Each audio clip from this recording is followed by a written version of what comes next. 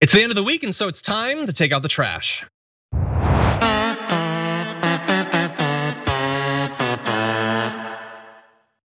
Okay, this has been a particularly trashy week. So who rises to the top? Who is the cream of the rotten crop that's gonna end up in here? Ben, you're here today. Is this your first garbage person? No, I think this is my second time doing it. Second? Okay. Yeah. So wait, just remind me. I just needed to tell you guys about this garbage person, right? You do. Who is it? I have a video and I have a quote. And while I know there are a lot of crappy people this week who deserve to be in the garbage, my number one pick is this guy right here. Let's take a look at the video.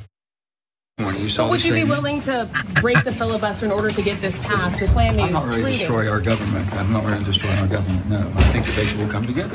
You have to have faith. There's 10 good people. How frustrating is it for you to see Republicans line up in opposition to this? It's frustrating to say this, I will tell you. There was a lot of negotiations, and the leadership of the Democrats on both the House and the Senate. So he says he's not gonna, Joe Manchin. Joe Manchin is my garbage person of the month, week, year, epoch, it doesn't matter. It's just, he's just the most garbage person in America right now, because listen to what he said. He said, I'm not going to destroy the government. The filibuster is not the government, Joe Manchin. Mm-hmm. The Senate is a part of the government, but not the filibuster. It's not a constitutional requirement for you to have a filibuster. And then he put out this ridiculous statement via Twitter. Pull it on the screen. I want you to see how ridiculous he is. He says, there is no excuse for any Republican to vote against this commission since Democrats have agreed to everything they asked for. Mitch McConnell has made this his political position, thinking it will help his 2022 elections. They do not believe the truth will set you free, so they will continue to live in fear. Well, Joe, if you really believe this, then why are you allowing them to destroy the government? It's a sleight of hand. It is a lie.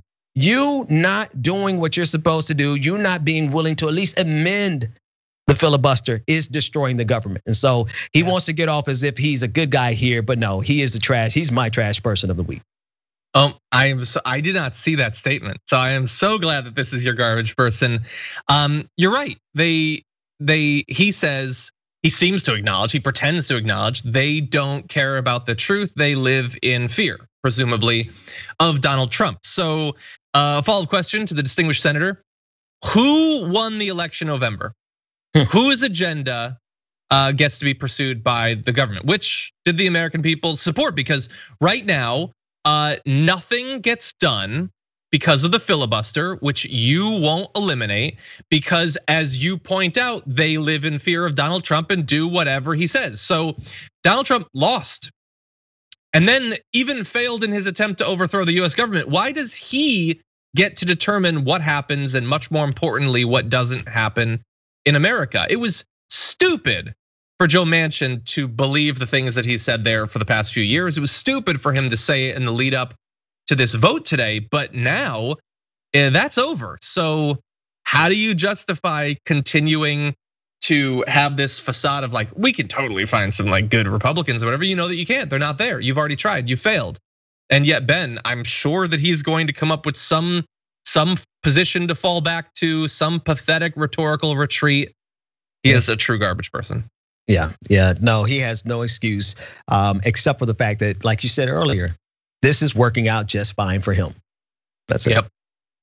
Yeah, you know, I'm so glad that you had the video, because we read a little bit of that earlier, but seeing him say it as he walks through there, this is a guy for whom the fate of any piece of legislation that comes before the Senate is at most like a philosophical thing, whatever. Like, he doesn't care. His life, his health, his happiness, his economic security, none of it rests on whether a particular bill passes or not, is even proposed, discussed, debated.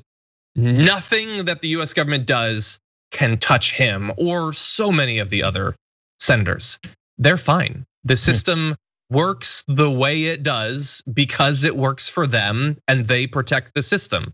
Why would he change any of that when everything is going so well for him? He gets to walk around pursued by reporters, nice little suit on. He's fine. He's gonna be wealthy for the rest of his life.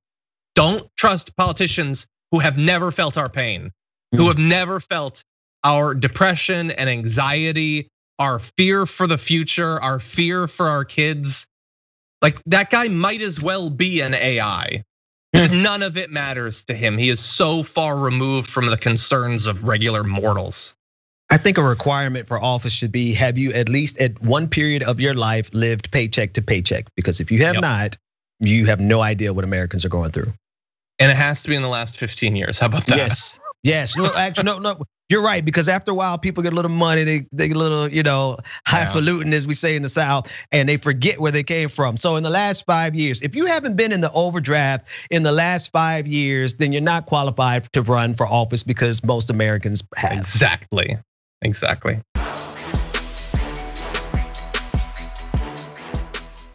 For more political news breakdowns, interviews, stories of activism, and me trying my hardest to care about the occasional big celebrity news story, subscribe to our YouTube channel at youtube.com/The Damage Report. And you can ring the bell wherever it is so you don't miss anything.